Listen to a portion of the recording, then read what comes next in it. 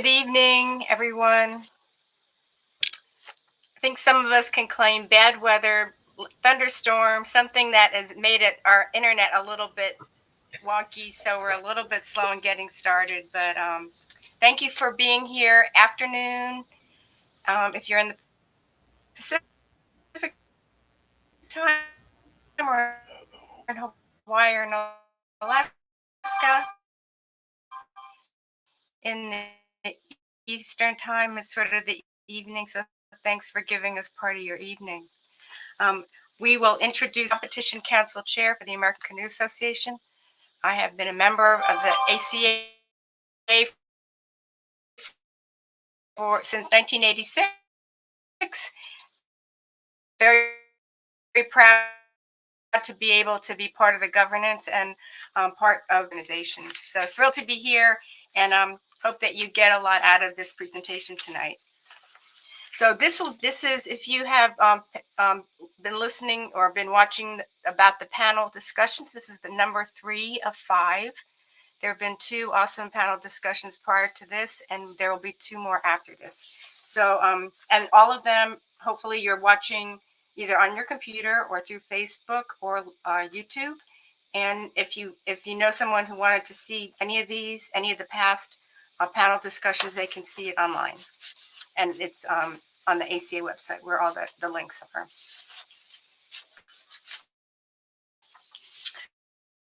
So let's get to it.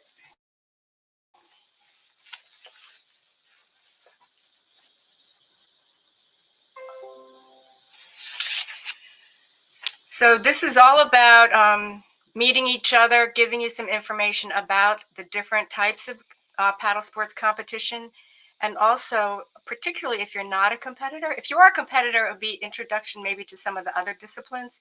If you are not currently competing, haven't done that in the past, this might make it seem a little bit less mysterious and a little more friendly, and hopefully you'll go away knowing that you're welcome to participate by any of the disciplines you hear about tonight.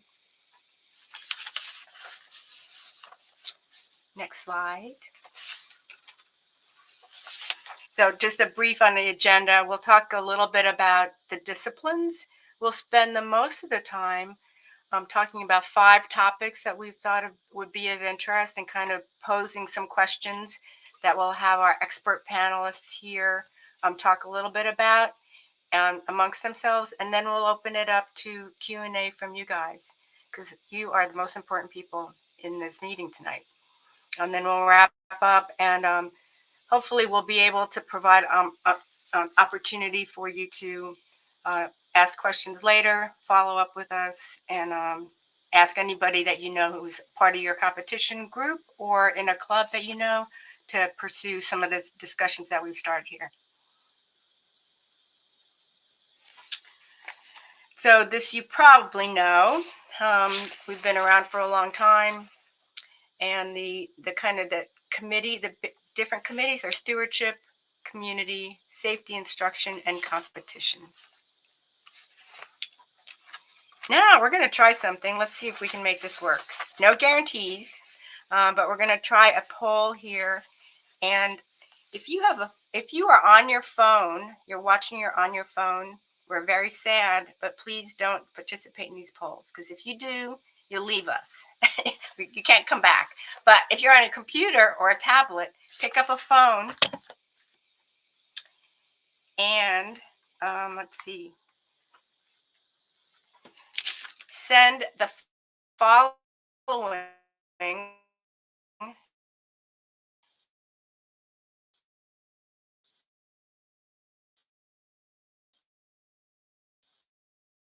and a message to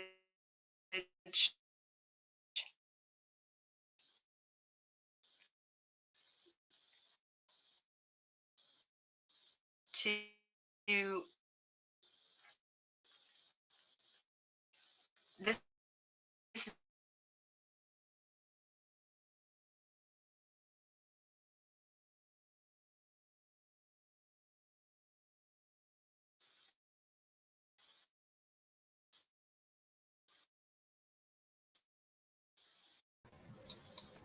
sounds like my audio was bad.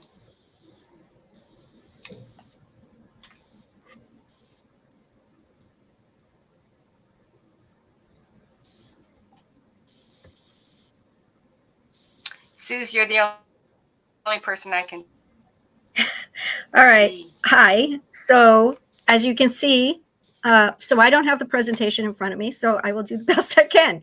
So for those of you who don't know, the ACA has been around for a very long time, since the 1880s, and we're not-for-profit. There are over 15,000 members, and we have 300 plus clubs in the organization. We sort of think of the ACA organization as a community that's about stewardship, community, sort of that recreational community, safety and instruction, and of course, we have a very large arm now called competition. So if you could move to the next slide, please. Whoever can do that for me. And can you all hear me okay? Is there a yes? All right. So the Competition Council was created when competition was brought back into the organization in 2017. And that we're basically, because of COVID and various other reasons, we've recreated or are reintroducing the Competition Council, which is one of the 3 national activity councils that exist as a part of the American Canoe Association. And the idea of those councils is to help feed into the board what those needs are for those various areas of the organization. And I'm going to try much harder not to talk too quickly. So if you could move to the next slide. So in case you are unaware, we have 16 different disciplines, and this gives you a representation of that. 3 of our disciplines are Olympic disciplines. 10 of our overall disciplines are represented in the International Canoe Federation, the ICF. And then we have sort of a joint relationship with some of the rest of those organizations with another international organization. So as you can see, the way that we've termed it in the council is we have this unique tapestry that we are a part of. And we basically, could you move to the next slide, please? We basically are very much a community that it consists of every type of body of water that there is in the world. So we have salt water, we have whitewater, we have river water, flat water, lake water, you name it, one of our disciplines is a part of it.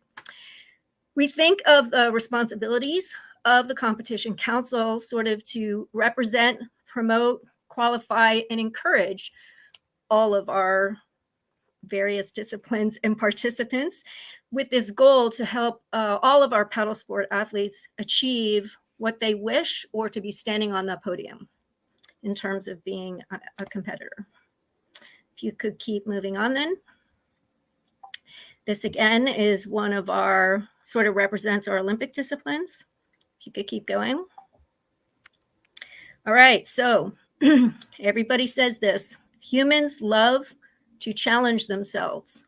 And this is an example of a sort of club race, recreational competition, which will have, this is a marathon race, and that will sort of show you what we're talking about. Our competitors, because humans like to challenge themselves, go all the way from a recreational competition level to high performance in the Olympic Games. And if you could move on, please.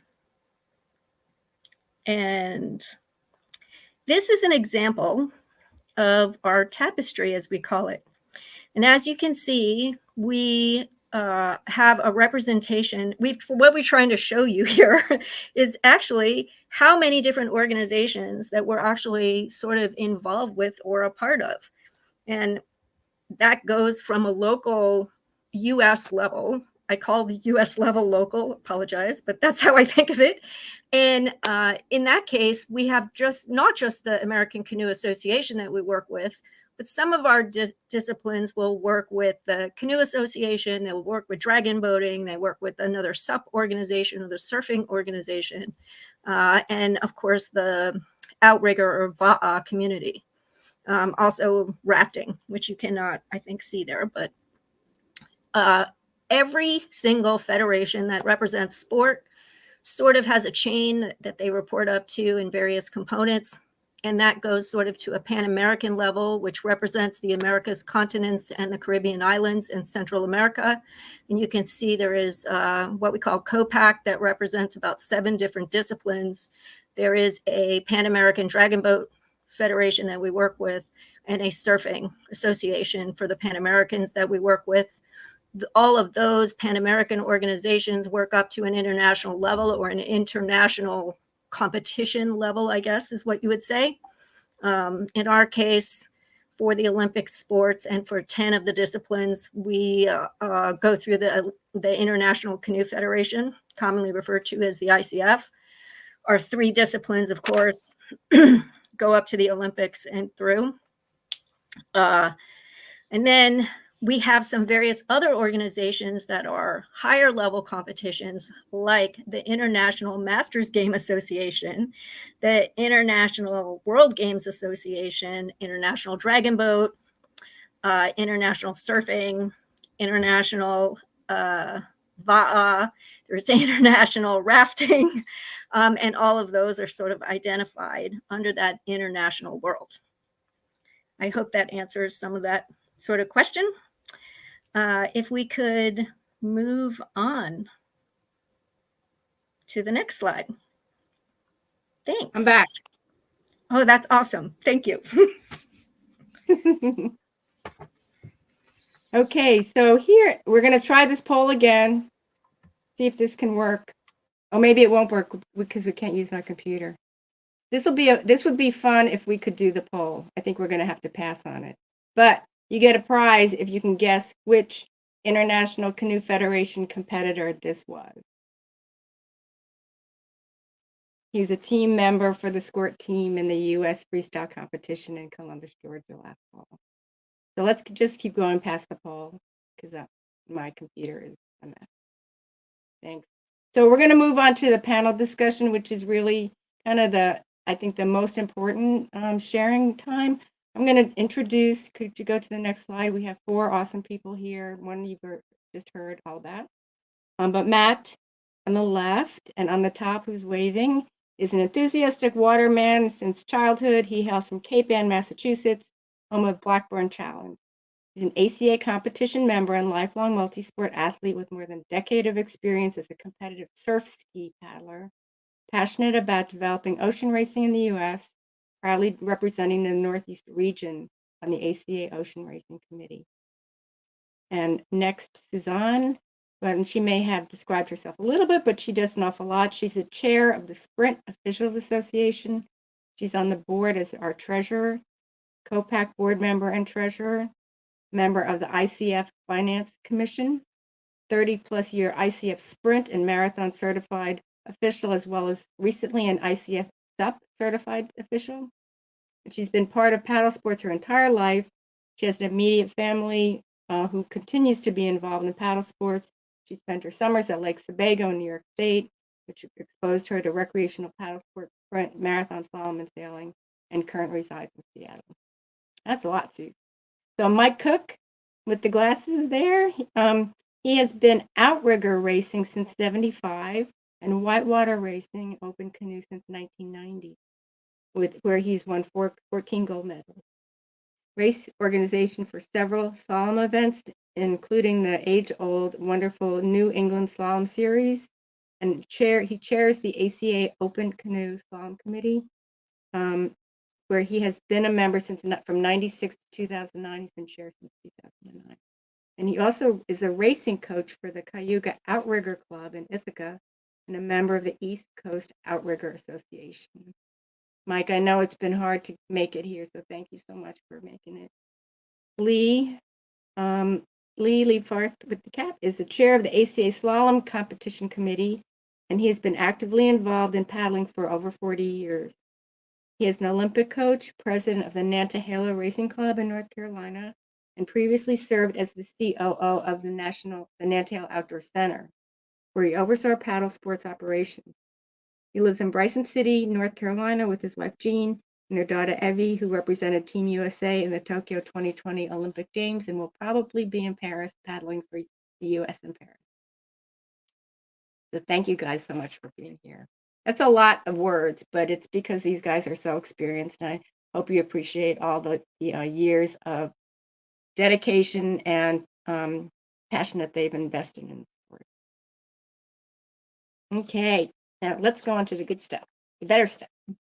So we have 5 panel topics, and I want to thank Matt. He's sort of the copywriter here, so if something sounds really good, it's because he wrote it. If it sounds goofy, it's because I'm not reading correctly. So the first thing, there's so many new ways to have fun on the water. You saw some of them with the disciplines. If you have never competed, you know other ways to paddle and have fun on the water. Competition, though, is really all about the athletes at the end of the day. So let's dive in with a couple of questions. And I'm going to have Suz, I'm going to have Matt. He came up with these questions. He gets to go first. What are some of the important considerations for new paddle sports athletes looking to participate in competition? What would you say? Me, Suz, or Matt? No, Matt. Sorry, Matt. Good. Yeah, I can jump in. Sure. Thanks, Risa. So, I think there's a lot of things to consider when you're a new athlete getting ready and looking to get into competition. One of the first things that I thought about when I started to get into paddle sports competitions, and that I encourage everybody to think about, is accessibility of those competitions. It might sound like common sense, but you don't want to pick a paddle sport discipline that is not available to you where you live. First of all, so I live on the coast, and ocean racing made good sense for me. Whitewater, not so much, because I'm not very close to something like that.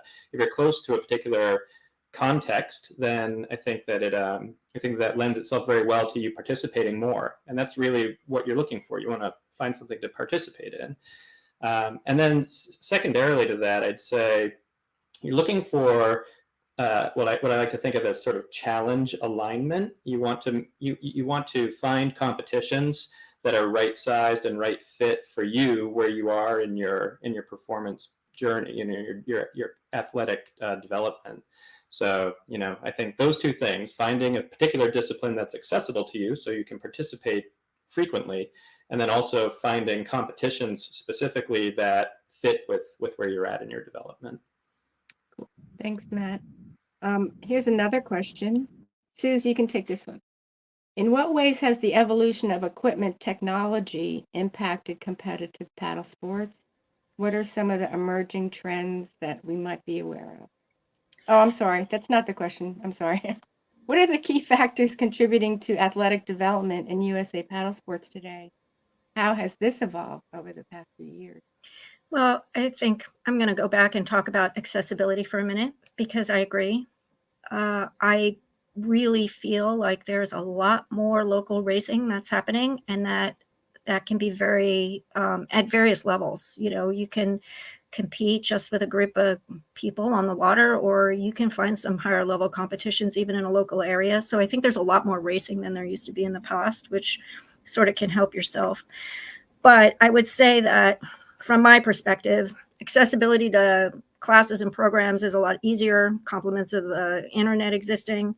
I think the ability I think technology, electronic technology in general, boat technology, paddle technology, all of those have really added and changed the sports, all of them, right? Technology especially has become extremely important for being able to really get some very quick feedback on how you're doing with a program or with your coaching or your particular training program. That definitely has a factor. I think there's a greater awareness in the world in general about the importance of exercise and access to exercise. And I think you tend to find often athletes that are already an athlete want to try something new. And so you have a different fitness level maybe that you had in the past, or 30 years ago, definitely. I also think that coaching has very much changed and developed. Instructors, programs, those kinds of things have all changed and really helped to contribute to helping to create a whole different level of a competitive athlete. Okay, thanks, Suz. Now I'm going to move on to equipment. The second panel topic. So everyone loves gear. There's a nice variety there. that you see lots of lengths and widths and shapes and sizes. So Mike, I think this would be good for you. What are some important considerations for athletes when you're selecting equipment for competition, particularly if you're starting out? How do you even begin to do that?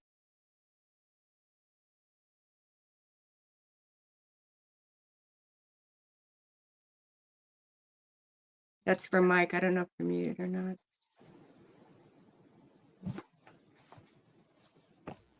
Sorry about that.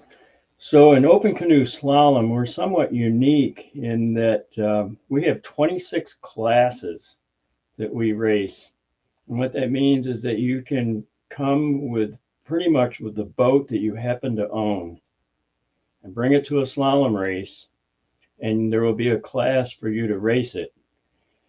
And then later on, if you want to get into the composite classes, you can buy a boat, but pretty much you can come with the boat that you have, and which makes us kind of unique. Oh, that's great. Did I answer the question? Yeah, that's a reason to think about open boat whitewater slalom.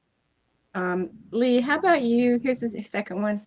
In what ways, this is what I said before in error, what ways has the evolution of equipment technology impacted competition, competitive paddle sports, and what are some emerging trends? There are definitely some things in slalom like that. Yeah, I mean, the sport in canoe slalom anyway has really evolved quite a bit. I mean, most athletes are using these high-tech carbon fiber boats that are very specific to their weight and size. To find these boats, is sometimes a challenge because they're mostly manufactured in parts of Europe. But there's a used market, and clubs usually have a good selection of boats. But to actually answer the question that you asked about the evolution, for us, at least that's specific to our sport, kayak cross is a new, or was formerly known as extreme slalom, is the latest addition to the Olympic program. And kayak cross, it's an event that puts 4 kayakers head to head down a section of whitewater. We're using only about 7 gates, and you have to roll. But what's interesting about kayak cross is that unlike traditional slalom, where we have to use these carbon fiber boats that are fairly specific, kayak cross uses commercially available plastic boats. So half-slice boats and the popularity of half-slice boats have really made this into what they consider an Olympic-ready venue or Olympic-ready sport. So I think that there's been a lot of advances not only on the traditional slalom side, but with kayak cross being newly introduced into the Olympic program. There are companies now that are designing boats specific for kayak cross, and you could take these kayak cross boats, which are plastic boats. I mean, Piranha. I mean, many manufacturers have a half-slice boat, and some of which are very specific to kayak cross. But anyone can take these boats out on a slalom course, have fun with them. They have the same type of characteristics as the carbon fiber boats. Yes, they're a little bit heavier, they're a little shorter, but they still can provide a great introduction into slalom. And again, they're much more available than the traditional carbon fiber custom boats. Yeah, Risa, I'd like to jump in here too. It's a similar thing on the ocean racing side. I'd say the early sort of phase of ocean racing, really the only thing that was available were sort of the high performance surf skis and ocean skis that were out there. And these were your composite and carbon fiber boats, very long, very thin, fairly tippy. It took a lot of practice to get used to. And I think when we talk about advances in technology, we think about like the ever going pursuit of high performance. But similar to what Lee's saying, the surf ski manufacturers have actually designed more approachable boats. And this is what's really, I think, helping to change the sport on the ocean racing side of things. The boats are much more stable now. They're much more easy to get in and actually have fun in. And this is actually helping participation numbers to go way up, and more people are paddling the boats, more people are racing the boats because they're more fun. They're not as tippy, and they're easier to kind of get up to speed. So, I think advances in technology can go both ways. They can enhance performance, but they can also enhance availability and accessibility, right? And Risa, can I add something here too? Quickly. Okay, so in 30 seconds or less, one of the things that's also happening is because the boat designs, so on a high performance level or on an everyday level, have been sort of certified with a manufacturer, like on an ICF level, you can pretty much find the same boat no matter where you're going. And the ability to use a similar boat in any location also helps to create accessibility, even on a high performance level or a beginner level. So you have that ability to find things. And it's the same thing is happening in stand-up as well. Cool, that's a great point. Okay, next panel topic is instruction or coaching. So this is really important whether you're at your very, very beginning pool session or you want to get serious and you want to actually excel and be more technical with how you proceed or progress. But let's say we have new paddle sports athlete and that person is excited to get on the water. They've acquired a nice new boat and a paddle and they don't know really where to start. How do you even start? So how about let's go back up to the top. Matt, you want to pick this? Sure. Yeah. So what do you look for in a coach, or in some disciplines, an instructor? There aren't always coaches available. It really depends on the discipline and sort of the nature of the competition context. But regardless of whether you're looking for coach or instructor, I think what you're ultimately looking for is an alignment, personality-wise and philosophy-wise, right? I mean, if you're just starting out and you're just looking to sort of get up to speed on the nature of this water sport or paddle sport that you've now invested in, you don't necessarily need to go out and find an Olympic coach who's used to training elite athletes at that level. You need to find someone who's more philosophically aligned and sort of in that right space.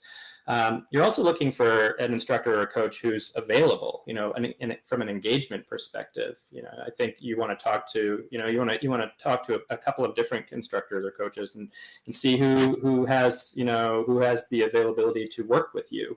It's one thing to get online programs that you go out and work on your own, but it's really nice if you find someone local to you that is actually available and that you can work with directly. The feedback loops that you get from these people are going to be, invaluable. And then, just lastly, sort of along those lines, again, it's about access. Is there someone in your local area, or do you have to drive 2 hours away just to take a lesson or go through go into a coaching session with them? So those are some things that I would think about as a new person coming into paddle sport if you're looking for a coach or an instructor.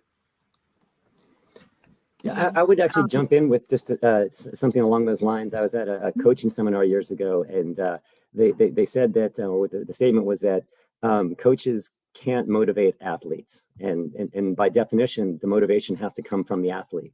But what a good coach can do is inspire athletes, and I think that's kind of what I also tend to look for. I agree with everything Matt said, but looking for a coach that inspires confidence, obviously that's knowledgeable in the sport, and that promotes a safe and inclusive environment. Those are, I think, the critical pieces.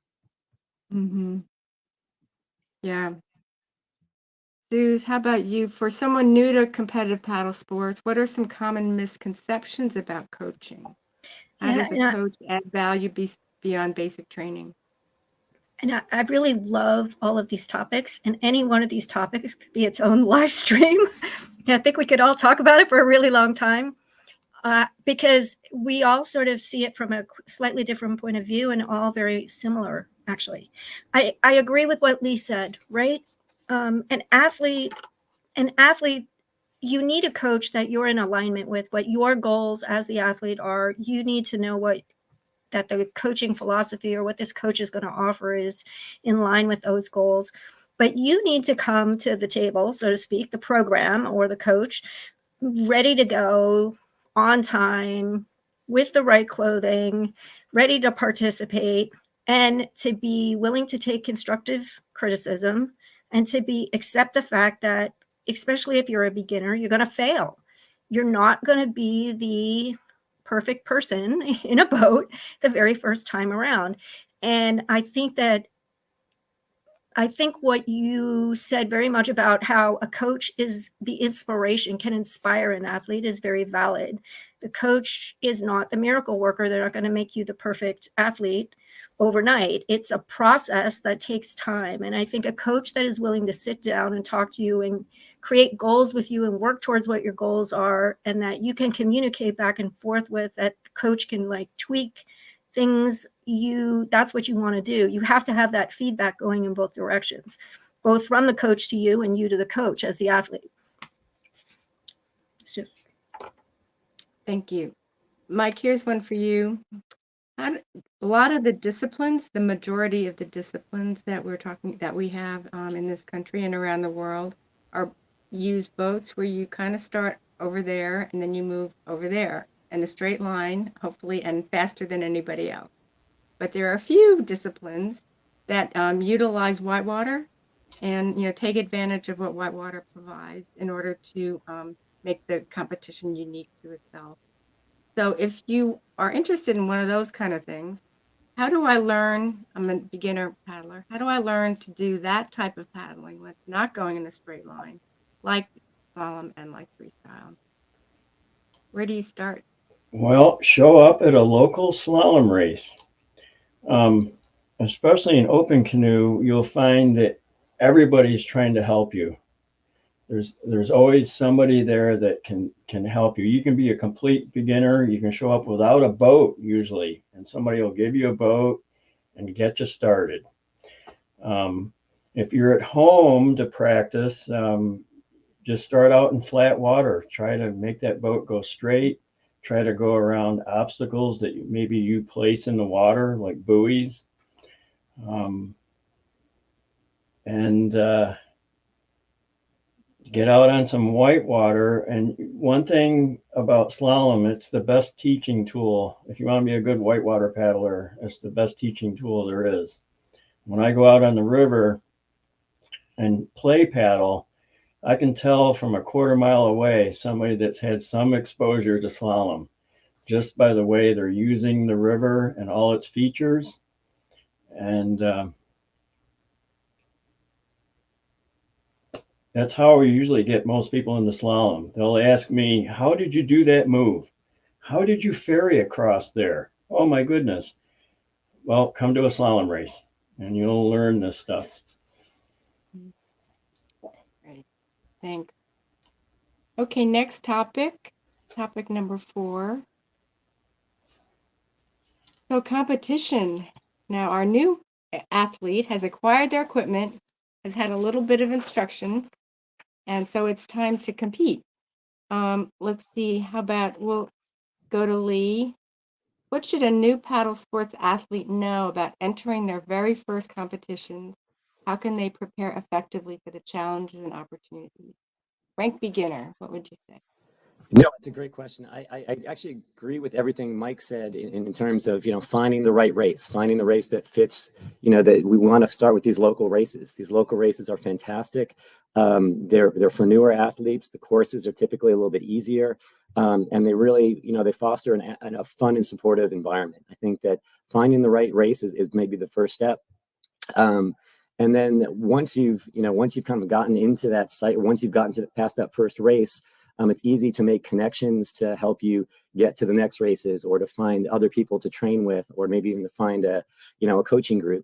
So I think that, choosing the right race, maybe nationals, team trials, that might not be the best first race, but these local club races are fantastic. And one of the experiences that I certainly had as a new racer, it was, attending these races where we had not only kayaks, but open canoes and recreational boats and some fast boaters. And that mix of paddlers really made the events fun. And I think that even though, with racing, we're trying to challenge ourselves, and that challenge comes with some stress. And races can be a little bit stressful, but we want to make sure that they're always fun. And I'd like to just add too, I think being clear and realistic about your goals going into your first competition, or really any competition, just being clear and realistic about those goals, that helps you to keep motivated both in terms of preparation and then as well as enjoying the experience itself. Up here in Massachusetts, we have the Blackburn Challenge. It's a 20-mile open ocean race. And, I talk to people all the time and they say, how do you think I'll do? And I say, well, I think the number one goal is just to finish this thing. And it might take you 5 hours, but your goal should be to complete the competition, and then you can talk about how well you do in the competition in comparison to the field, in comparison to what you But let's focus on one goal first. Let's focus on finishing the race, and then go from there. Well, Matt, I'd say 20 miles for someone who's used to doing a 90-second race seems immeasurable. That's the beauty of multidisciplinary paddle sport, right? All right. So, Suz, can you describe the typical journey of a new competitor in paddle sport from local to higher levels of competition, and milestones or benchmarks that they might set up so that they can feel like they're accomplishing something? Okay. But I also would like Lee to weigh in on this question. To me, obviously everybody sort of touched on that. You have to have your goals aligned with your skill level for the race that you're going to participate in. You want that to be sort of realistic sort of goals, and things that you have within your control that you can achieve. Because as we say in the paddle sport world, no race course is the same, no day is the same, no race is the same. There are similarities, but there's never exactly the same weather or water. And so I think because of that, you start out small, you start out with goals, you go back, you reassess where you are and where your skills are. You set up a new training plan for the next set of goals that you want with your coach. You train, you go and pick the next race and the next set of goals. And as you're moving on, you're again creating that feedback loop with your coach to establish when are you ready to be at a national level competition, or have a much harder set of goals to achieve. And then are you ready for a team, a national team or an international team? And what does that look like? What is that going to cost you as the athlete in terms of time and monetary time as well? Money, like how much money you're going to have to spend. So in my mind, that's sort of your progression plan. You train, you compete, you assess, you set a new set of goals, you're going to train, you compete, you assess, right? And then you are working with your coach, or maybe you have the ability to do this on your own, but you create your goals and you move down that path to find a higher and higher or stronger or higher level competition. However you choose to phrase that in terms of giving yourself greater challenge. So Lee, I would have you add into that, whatever you think. Well, I agree with everything you said. I think for me, there's really not a typical journey for an athlete. I think it's different for every athlete. I think that, we tend to focus a lot on skill development, right? As you get stronger, you're more fit, your technique improves. But I think it's equally important to focus on mental strength and conditioning. I think confidence is so important.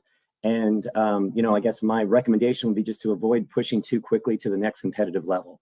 It's not like we have to continually step up. That the confidence involved in doing mid-level races is really important before we start to work on a national level, or before we go to a World Cup, or even to the Olympics. And so being able to really take our time and stair step up, I think is important in our the progression of an athlete. And I'll just add too, from a journey perspective, you're going to see huge gains early on with a serious, approach to the sport. You're going to advance quickly, and it's going to be very rewarding. And as you progress in terms of the level of competition, the investment gets larger, and the gains are smaller in terms of maybe it's time on course or whatever it is, speed. You start from moving up a mile per hour average speed to a 1/10 of a mile per hour average speed, and the competition gets tighter and tighter as well. So, from a journey perspective, I think it's just important to understand that, because, at some point there may be a time where you say, I think I'm where I want to be, and I don't need to go any further. I'm happy at this level. So. Mm-hmm. Mm-hmm.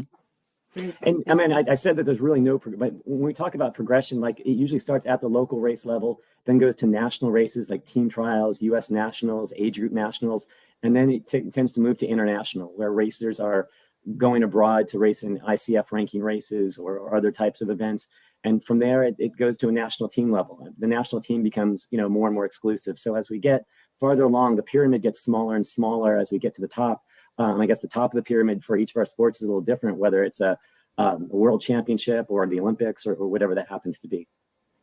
And also, I'm going to add to that, because in that progression that you're going to the very peak, in theory, which is a medal on a podium in the Olympic Games, or whatever your highest level of competition is, when you are reaching a point where you're doing international competition, sometimes you're making a decision to do a World Cup but not go to a World Championships, because it's going to suit your progression path as an athlete to maybe be exposed to a World Cup as opposed to not doing very well in a World Championships. Like maybe it's not worth that trade-off from a time or a training perspective. And so I also think that there's a general belief out there, at least in some disciplines, that the minute you are racing internationally, well, this is great. I can do everything internationally. And I think that there actually is, much like what you're talking about, Lee, there's a progression to that very steep pinnacle, right, in an international world as well. So it's not just that you do it in a national environment, but you're also doing it in an international global environment. So I appreciate what you said there, Lee. Mm-hmm. Okay, we're going to move on. Thank you guys, because this is where your experience has been so valuable to provide this perspective. One more panel topic is clubs and communities, which may be the context for most of the folks who are on our call tonight. Mike, how about you take this one? For a new athlete entering the world of paddle sports, what are the key benefits of joining a paddle sports club, community, and what should they consider when they're figuring out the organization that works for them, if they have a choice? That's a tough one for me. It's just finding the local slalom racing series. Like in the Northeast, it would be New England Slalom Series. There's a 9-race series. In the South, the Nantahala. I don't know about clubs though that they can join. And out west in Missoula and Salida, Colorado. There's places to train. Bellefonte, Pennsylvania, Valleyfield in Montreal is a good one. Lock 32 in Rochester, Wausau, Nantahala, and Madawaska in Ontario. But as far as clubs, I don't think I can answer that question very well. Would someone well, you gave some really good examples. Would someone else like to jump in? I'll jump in real quick because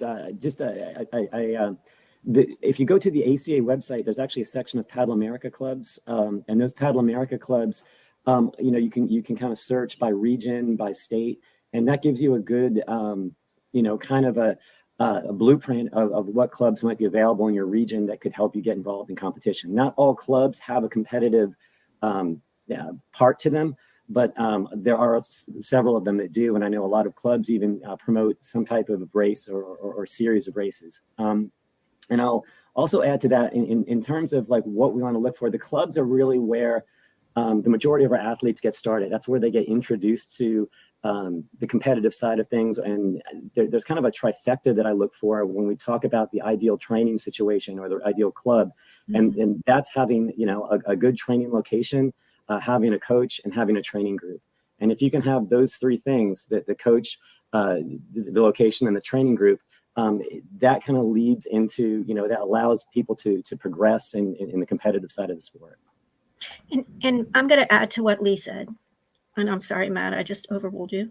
I want to add that, especially for a beginner athlete, you have access to coaching in a program that will teach you some stuff. You have access to equipment and a paddle, and they will talk to you about safety and how to be safe on the water, and that you should wear a helmet when you're doing slalom. All these things that are so important as a component. And then in addition to that, you sort of are brought along into the paddle sport community, and that gives you access to even more information. I also would like to add, in terms of a club, so I see that as a very important component of a beginner athlete that wants to do paddle sport in any discipline. Some clubs are very social, and some clubs very much offer multi-disciplines. So you may have people involved in both marathon and sprint, or in ocean racing and marathon, or ocean racing and stand-up and sprint. You may have a club that does, freestyle, slalom, and whitewater all in the same club. And I just want to point out that sometimes that gives you the opportunity to try things maybe you didn't think you were going to try or wanted to try, and maybe you get a new interest in wanting to try. So I see that as having a lot of value. Right. Anything else? Matt, you want to chime in? I was just going to say, and this might actually be getting already into our second question for this topic. Yeah. So, but I mean, if there's no club around you, the ACA is here. I mean, we're a national association of paddle sports enthusiasts. So, I think that's something to consider. And just by doing that, you'll actually get access to, the community of national paddling enthusiasts. And it's something that I've learned just being a member of the association over a few years now, that it's allowed me to connect with people who aren't necessarily in my local area. There's member networks, there's meetups that you can go to, all sorts of stuff, and there's this competitive side of us that allows you to hook in if this is what you're looking for. So I know a lot of people on the call tonight are already ACA members, but if you're not and you're looking for that community, it's right here. Great. Well, I think that we've gone through our questions and gotten your perspectives, and we have we're still in pretty good time. We have 15 minutes left, so I guess we'd like to open it up to questions in the chat. You have questions that you would like to ask? Let's see how we can facilitate this here. Risa, I see a question in the chat about if no club's available, how can you get a club started? I thought this was kind of interesting because there are a lot of regions where there's not necessarily a competitive club. I know for our sport, there are people that want to get involved in whitewater slalom, but maybe they don't live around whitewater. And so just getting, a few people together, that are enthusiasts, getting a coach involved, hiring a coach within that, you can create your own club, even if it's not in a centralized area that's typically known for that sport. And that's been, that's been how some of our top athletes have actually gotten started, places that you wouldn't expect, that maybe are not, in Ohio, maybe that are not close to whitewater, that have become, Olympic athletes because they've been able to kind of pull enough people together to start that club, to start that enthusiasm. And then that really catches on. And then at some point, that group has to travel a little bit to those other races, but it's a great way to start that community. Mm-hmm. Yeah, Casey put in the chat, Lee, Matthew has a question about what slalom is in the context of paddle sports, like what slalom is. Sure, it's a good question. So there's actually, what I'm talking about is canoe slalom. Canoe slalom is actually, it's what the international name is for our sport, but it includes canoeing and kayaking. And it's on whitewater. It's on a whitewater course. The courses are typically artificial these days, and there's several artificial courses within the United States even that are completely man-made. They're like an artificial river. They have like plastic obstacles. Some of them are like little Legos that can move around. But the sport has been around since it premiered in the Olympics in 1972. And so that's what canoe slalom is. Kayak cross is a new addition to that sport where the four plastic boats go together. And then Mike sport is actually, it's kind of the roots of canoe slalom. Open canoe slalom, was started, and the rules are very similar. They use a open canoe, but they and their courses are maybe a little bit different. I think it might have some different rules, but it's the same idea. We suspend poles above the river, and you have to negotiate those poles. And so it's a combination of speed and accuracy.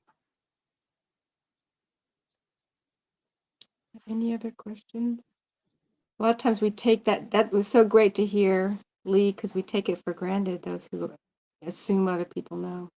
No, it's a good question. I mean, it's sometimes hard to find, and I think someone's put in the chat that all you see is like skiing slalom, and we're a little bit of a niche sport, but it's a pretty cool sport. Definitely something to check out if you get to see some YouTube footage and or some Olympic footage.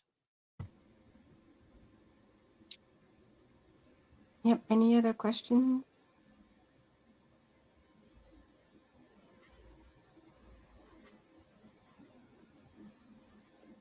I started offering fun paddleboard races. Is there a way to get support building these out?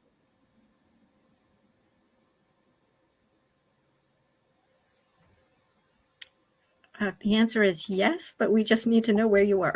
Yeah, Christine, where are you? Maybe put that in the chat also. Ah, there's another question too. I'll also just say, like, along the lines of learning about the disciplines. I mean, for those of you that are YouTube inclined, the ICF is constantly posting videos of competitions going on all over the world. I think their channel is Planet Canoe, I think. And so you can see kayak cross, you can see slalom, you can see sprint. So there's a lot of races that are being put on right now in terms of internet media. So Risa, can I answer this Kristen question? Please. Okay, so I think that because there is no staff on this call to answer the question from the ACA office, yes, we have on both the ACA staff and the Competition Council, we've been discussing how we would like to encourage clubs to consider offering more than one discipline. That, of course, will be very dependent on the areas that they are located, whether they're a club that's primarily on a river or a lake or on ocean racing. I do know some of the clubs in the Northwest, for example, they participate in ocean racing, marathon, sprint, very straightforwardly, I can say that. And to some degree, they just go out and do some sea kayaking. We have people that just go out and kayak all the way to Alaska and back.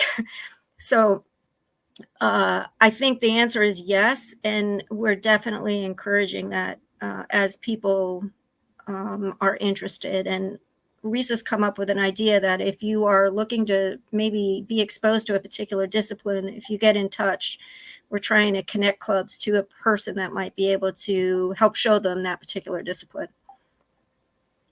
Yeah, in a couple minutes, Casey's going to put in the chat something that you take a look at. Just hold on to the URL, and it's a survey on this session, but it's also a request for if you are a club, if you're a competitor, whatever you are, and you're interested in connecting with another club, learning another discipline, learning about equipment, anything that we've talked about, just let us know in that survey, and we're going to try to connect the dots. If you're in a club, you might want to have an elite athlete come and do a Zoom meeting for you guys, or if someone's driving across country, intercept them on the way and do a short demo, or invite someone who's involved in racing to attend an event or a race, so that you can begin to become familiar with the different products. So that's coming up in a little bit. I think we skipped a couple questions. Let's see. So Christine, with the sub question, she's in Colorado Springs. Another comment, in the greater New York area, you can find both Paddle America clubs and non-Paddle America clubs. And then she's got the URL there. And again, it's sort of looking at this. This is the Atlantic division of the ACA. And Shoaldale Productions says, don't forget the many university outing clubs. Penn State Outing Club was instrumental in my involvement. If your university doesn't have one, consider starting one. Many VCU, there are lots of bigger schools, state schools who have outing clubs where you can borrow gear, rent gear, take a class. Yeah, and to be clear on that, a lot of university outing clubs, they actually allow people from the broader community to join those outing clubs. You don't have to be necessarily a student at the outing or at the university to join that outing club, depending on the policy of that university and the club. But here in the Boston area, there's a lot of colleges, and many of them have members of the outing clubs who are, either graduated from that university and are alumni, but also just people from the area. So.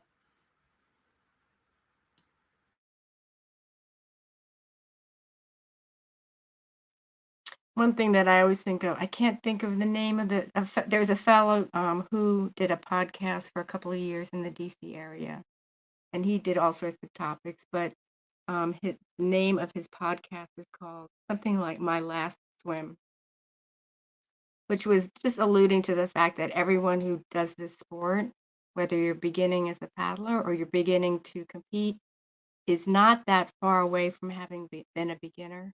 There's no one here tonight, even if there are 1,000 people who are paddlers here tonight, would not remember what it's like to be a beginner. So if you just ask and you show an interest, there's going to be someone who will take you up on the interest and help you as much as they can.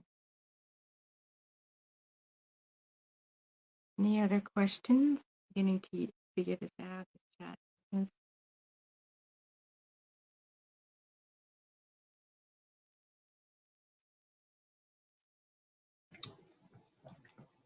Does the ACA have classes in which we can learn slalom techniques?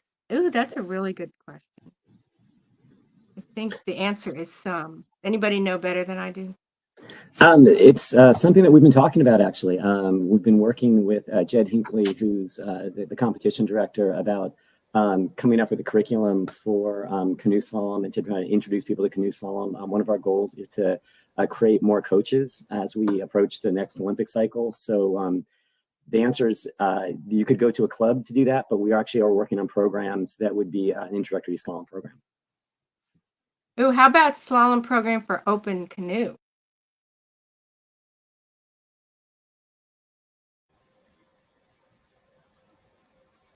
I think it's going to be the same sort of approach, basically.